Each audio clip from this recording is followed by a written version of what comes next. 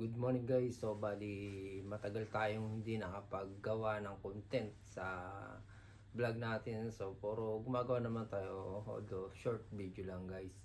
So guys, bali nga yan po ang YouTube channel natin. Please like and subscribe.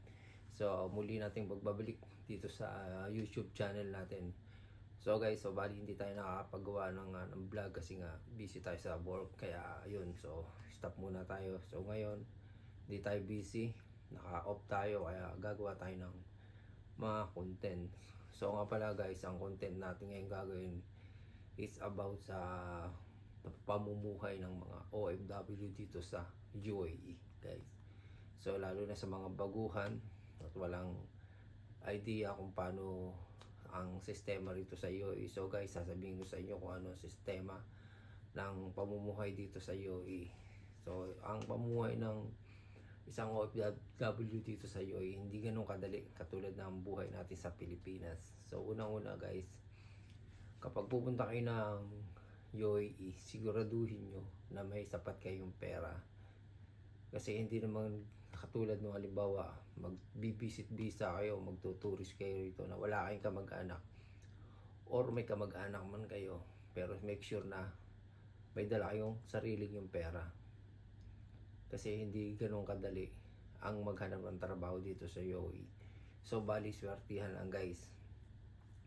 Tapos siyempre yung expenses nyo araw-araw, although may relatives kayo o kaibigan, hindi naman pwedeng lagi iaasa yung sarili nyo sa kanila guys. So bali ganito, kung gusto nyong pumunta talaga rito ng UAE, dapat may baon kayong pera, at least pang 6 months na pera, budget nyo. So alam ba kasi dito 2 months, tapos ang extension ng visa, sabihin mo ng 1,000 plus dirham. Meron kang tourist na 2 buwan plus extension 1 month, 3 months. So pag naglap yun, kailangan meron ka uling pang extension na pera, kung sakali lang naman. Ganun guys, kasi hindi naman swertihan lang naman tayo mga OFW na pagdating mo rito makakahanap ka agad ng trabaho. So swerte lang yung mga ganun talagang pero ang masasabi ko lang sa inyo, sa mga gustong pumunta rito, gusto mag-tourist, kailangan masigasi kayo at porsigido kayo makahanap ng trabaho. Yun lang ang sasabihin ko sa inyo guys. Kasi hindi naman ganun kadali. O katulad sa atin sa Pilipinas na makikita mo kung saan siya nakapaskil yung mga a-apply mo. So dito sa iyo hindi ganun guys. Ang mga trabaho rito apply mo, check mo online, more on online. Yan. So walk-in, swertihan lang yan. Sa mga walk-in yun, may mga kakilala kayo, pero yung sasabihin mo na katulad sa atin, ay may nakita ka dyan, nakapaskil. So wala kayong makita ganun doon dito guys. So bali, yan ang tip ko lang sa inyo. Pag pupunta kayo rito, kailangan aware kayo sa mga budget at sistema ng mga rito, mga alituntunin sa UAE. So guys, bali pag-usapan din natin yung presyo ng tirahan dito, yung bang partition, yung laki ng budget mula sa partition, sa room, at sa flat na titirahan mo. Depende. So guys, so bali may comparison yan, yung presyo ng tirahan sa Dubai taas sa Sharjah. Although magkalipit lang tong Sharjah Dubai. Ako dito ako sa Sharjah nakatira. So bali mas mababa ang room compare sa room sa Dubai.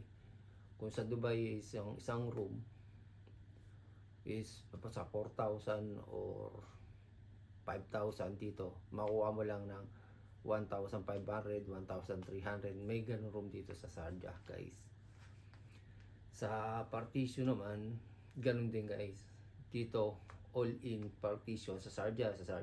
Ang partition dito sa Sharjah is meron dito all in 800, 700, 900 ganyan. Malaking partition na yun. Kumbaga maluwag na yun para sa 2 tao. Unlike sa Dubai naman, sa Dubai Ang partition doon nagkakalaga ng 1,600, 1,800. So, pang isang tao lang yun dalawa na halos hindi ka na makagalaw guys. Yun ang sistema rito. Tapos meron naman mga mura, yung tinatawag nila na yung capsule. Yun, nasa 600, 700, pero para ka nasa niche nyo guys. So, bali, kaya nga tayo nagtrabaho o tumira sa para medyo makaginhawa naman yung sarili natin. So katulad sa akin, pagod na nga tayo sa trabaho tapos titira ka pa sa ganun sitwasyon. So bali, para bang oo, nagtitipid tayo pero yung isip mo naman hindi payapa. Siyempre meron kang yung bang kailangan irespeto sa kapwa mo mga nakatira, na hindi ka pwedeng mag-ingay o gumawa ng anumang kilos na makakagabala sa pagtulog nila guys. So bali ngayon, so dito tayo sa Sergeant nakatira guys. Bali papakita ko sa inyo yung room dito sa Sergeant kung magkano yung inuupahan ko at ilang tao ang kayang tumira sa isang room. So yung guys nga pala, bali please like and subscribe my YouTube channel at JM_vlog_. Yun, so guys, bali ito yung natin room na tinitirahan ko. So bali kahapon nga pala nag-ayos tayo ng room kasi December ngayon, next year okay na, panibagong setup na naman room natin. So guys, ito ipapakita ko sa inyo yung kwarto natin guys. Let's go. So guys, bali ito nga pala yung pagpasok natin sa kwarto. Ito yung pintuan, ayan, tapos ayan, ito na yung loob. Isang kwarto to guys. Ay, yung bike ko nakasabit. Pasok mo, ito yung bed ko. Ayan. Ayan guys. Ayan, pakikita ko sa inyo. Ayun yung sa dulo, ayun yung entrance. Ayan. Ayan yung entrance guys. Tapos ito yung kama ko. Binago ko na setup yan. Tapos ayan yung mga sapatos, mga panlakad na sapatos. Ayan, tapos ito yung yung pinakaginawa kong pinakansala guys. Ayan, nakita nyo, ito may sopa tayo dyan. Ayan, ayan. Tapos meron tayong maliit na upuan para pagkakain ka. Tapos ay may aparador tayo dyan. Ayan, tapos ito yung TV natin. Tapos yung JBL natin. Ayan. Tapos dito may lagayan pa tayo ng mga sapatos dito guys. Ayan. Ito lagayan ng sapatos yan. Ayan. Meron pa rin sa labas. Tapos itong isang deck na to guys. Ito double deck nung dalawang anak nung nagpunta sila rito. Ayan, nung nagpunta sila dito sa UAE. Ito yung nilagay ko. So bali hindi ko na tinanggal. Ayan. Ayan, para in case na gusto nilang bumalik. Ayan. Ayan, dinakaano lang pero lagi-lagi ko nililinisan guys. Ayan. Tapos ito yung natin. Tapos ayan. Yung ito, yung stop toys na panalunan ko sa The Point basketball. Ayan, shoot that ball. Tapos ito, meron pa tayo isang maliit na dito. Lagay ng mga short brief, towel, medyas. Ayan, nandyan.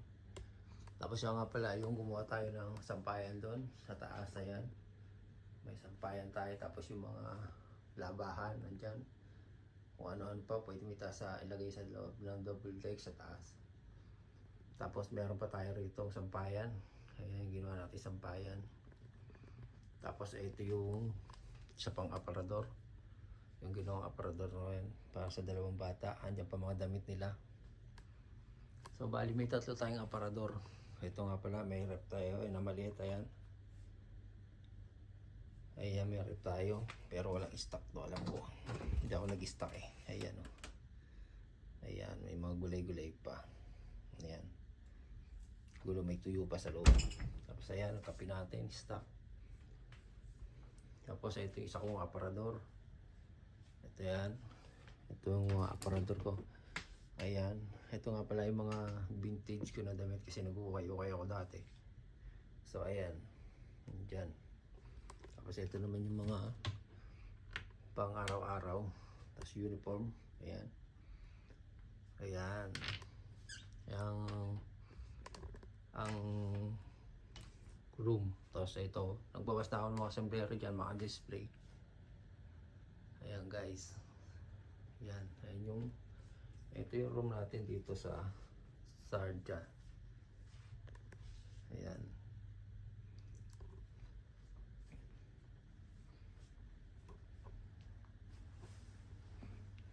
Ayan, makita nyo yan.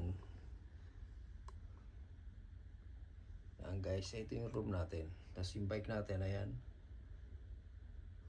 Ayan, bali mayroon tayong 3 aparador. Isa, dalawa, tapos ito yung isa. Tapos, rep. Tapos, maliit na tawag yan, lagay ng damit. Tapos yung shurak. Tapos TV. Tapos yung ayan. Ito yung kama, hindi tayo sa kama guys. Ayan. Ayan. Ayan guys. Ito yung room natin dito sa Sharjah. Ayan. Ito pala yung sopa pala. May sopa pa pala tayo guys. Ayan. Ayan yung sopa natin. Ayan. Para pag manunod ka ng TV. Ayan. Dito ka lang. Ayan. At least makanood tayo, di ba? Ayan. So ayan guys, nakita nyo na yung room natin dito. Ayan, sasabihin ko naman sa inyo kung magkano ang bayad niyan.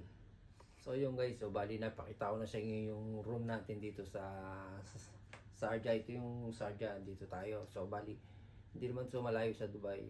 Within 15 minutes, Dubai na tayo pag wala traffic. So yun, pag may traffic naman 30 to 35 minutes until 45 minutes, ganyan. Sa bus na yun ha. So guys, bali ito nga pala, itong room na to, kung sa tayo naupa, ang halaga nito is 1,500. 1,600 to. So tinawaran ko kung pwede kasi ako lang naman binigay sa akin ng 1,500. All in na yun. So napakabait naman nung may-ari nitong bahay na to, kaya binigay niya sa akin. So guys, kung ito titira mo sa Dubai, itong room na to, sigurado 6,000, 5,000 itong klase ng room na to. So guys, pinakita ko lang sa inyo para may idea kayo kung saan kayo mas komportable na tumira, sa mahal na tapos siksikan pa kayo, o doon sa mura na pahingang kayo at relax yung katawan nyo, wala ka na didisturbo ang ibang tao. So medyo malayo nga lang, ang pagod mo lang is travel, traffic, yun lang. Pero yung pahinga naman na gusto mo, makukuha mo. So guys, so bali nga pala dito, yung sa mga gusto talagang pumunta, kailangan matibay yung dibdib nyo at ready kayo sa lahat ng mga pagsubok na daraan sa buhay natin. So kasi hindi naman ganun kadali ang buhay OFW, na pagdating mo rito may trabaho ka na agad, lalo na visit visa ka. Okay lang kung direct hired ka mula sa Pilipinas, yun, mas maganda yun. Pero kung dito ka makipagsapalaran sa UAE, sinasabi ko lang sa mga gustong pumunta rito ng UAE, kailangan may sapat kayong budget, at least pang 6 months, mga ganyan, o mahigit pa. Yun, kasi hindi naman ganun kadali ang maghanap ng isang trabaho dito. Swertihan lang guys. Sabi nga, pray lang at pananalig at sipag para makakuha agad ng trabaho rito sa UAE guys. So paano guys, sa hindi pa pala follow and subscribe sa my YouTube channel, please like and subscribe to my YouTube channel. So paano guys, buhay OFW, bye.